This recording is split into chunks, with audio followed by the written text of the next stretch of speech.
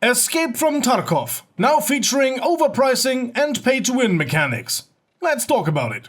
A friend of mine recently purchased Escape from Tarkov. Anyone who has played the game knows that it has an extremely steep learning curve and is unforgiving towards newcomers. Since I know it has a co-op mode, I thought, hey, I could help my friend master his first steps so he doesn't get mowed down by veterans instantly. I installed the game, started it, and wanted to open a co-op session. For a good 5 minutes I looked around for the option to launch the co-op mode, until I finally read the big red banner. I knew the banner from previous sessions when I tested out some weapons. I thought I knew what it said because it used to inform me that everything in the mode Private Raids is not being saved. That's why I didn't pay attention to it. And I knew that nothing was saved in co-op mode either. But then I noticed something new, a small addition to the banner, which blew me away. At this point I need to mention, this script is largely written by my buddy Lone, so when I say I, imagine that he is saying it. I'm just lending him my voice. And just to establish it, no, I'm not saying that Escape from Tarkov is a bad game, just that it has issues which I don't like. The game just isn't for me, personally. Escape from Tarkov is quite popular and has a certain following, and since numbers don't lie, my friend bought the game, despite my advice. So, back to when I wanted to help him find his way around Tarkov, and I stumbled across the big red banner which said, Co-op plays require the Edge of Darkness game version for all group members. I had to read it 3 times. The friend I was with couldn't believe it either and checked it on the internet because he didn't quite want to believe me. To be able to play the co-op mode, you need the Edge of Darkness edition, the highest and therefore most expensive edition. In the moment I realized that, mentally, I was putting my hat on and was halfway out the door. For my friends and I to play a mode in which nothing is saved, no damage, no ammo, no loot, no progress, nothing, we have to pay 110 euros each. Not only the creator of the co-op session needs to have it, no, all must have the most expensive edition. To get the maximum out of this mode, in which you can team up with up to 5 players, it is required for you to pay 550 euros. All for a mode in which nothing is saved. By the way, none of this is mentioned on the game's website. I am not sure why you want to hide the tryout mode behind such a steep paywall. In the current Ghost Recon game, I can invite a friend to play the game as a co-op partner and they don't even have to have bought the game. I think there are even 1 or 2 Electronic Arts games out there in which you can do a similar thing. Over at Bethesda, it is called Friend Pass for Wolfenstein Youngblood. In many games, only the host needs to own the special edition or DLC for the friends to join the new content. But not so in Escape from Tarkov, even if the new content is just the, well, tryout mode. The Escape from Tarkov Edge of Darkness edition is appealing to the hardcore fan, for whom it's perfectly fine to pay a few extra bucks for a game they've enjoyed for years. But why the co-op mode is bundled with it eludes me. Do the developers seriously think that veterans will spend a lot of time in the no progress co-op mode? I personally know none.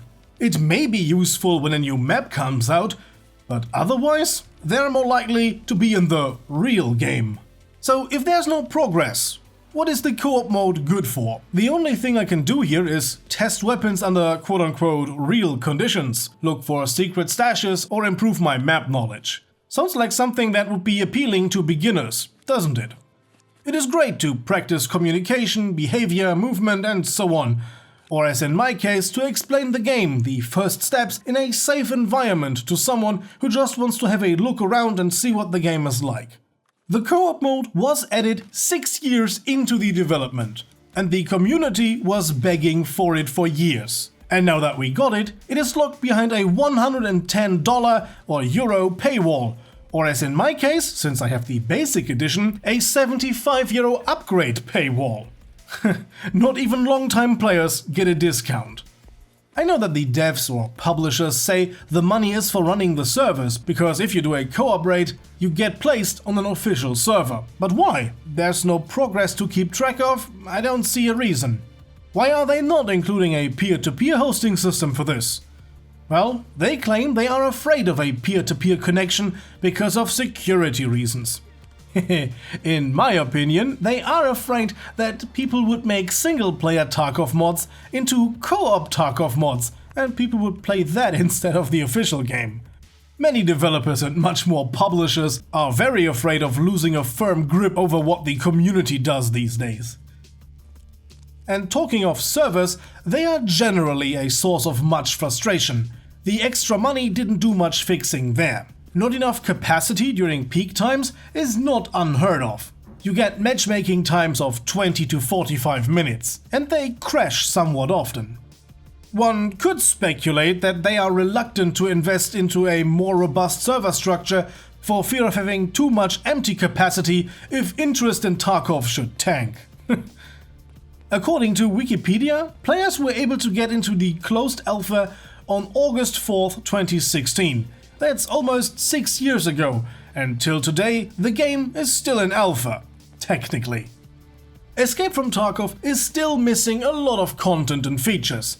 Dragging bodies and climbing ladders was promised 3 years ago. Climbing ladders, after 6 years of alpha testing. They are really putting Peter Molyneux to shame. Nikita, the head of the company, was over-focused on one map for the last 3 years. Streets of Tarkov. A super detailed and very impressive map that finally partially released this year. This is one of the reasons why they neglected other developments. A large share of the studio was working on that one map, leaving the others to work on the entire rest. Time well spent. And controversial opinion, but the Edge of Darkness edition is pay to win. Yes, dear Tarkov community, it is. In a game where collecting items is one of the most important things, having way more space in the inventory is a massive advantage. The base edition has 280 slots. In contrast, the Edge of Darkness edition has 680. That is nearly 2.5 times as much. Tarkov is a game where you invest time for better odds at the game. If you need to spend less time on the same thing as others, collecting items and gear, you have a huge advantage over other players. Not to speak of such benefits as better stances with traders, which speeds up progression, which again gives you an advantage over other players.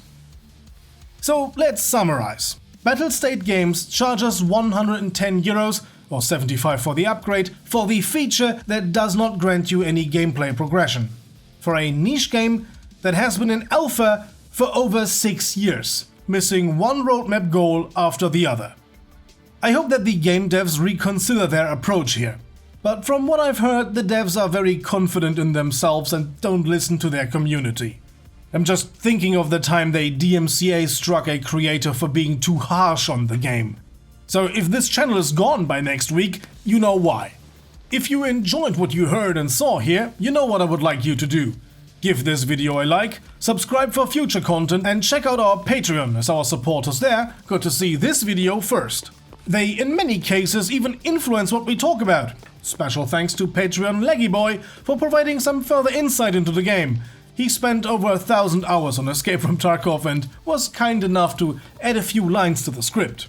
To him and all the other supporters, a gigantic thank you. Those wonderful guys are Lone Wolf, Zed Gladys, Wrapped in Glass, Cookie, AX98, Theto, Rival556, Plasma, Tome, Rainbow Flash, Grizzly Bear, Strange Module, Cop Fighter, Inter, Charles Surrett, Sir K, Ram Gilama, Whiskey, Christoph, MTD, Hub, the aforementioned Leggy Boy, Daniel, Frylem, Crony XS, Theovio, iMentrix, Arman, Ozzy Rolling Rock, Sidonai, Bobcat Racer, and Taco the Boss. Once again, I'm tremendously thankful. And to them and everyone else, thanks for watching. See you guys next time. Until then, have a nice day, and as always, goodbye and guten Tag.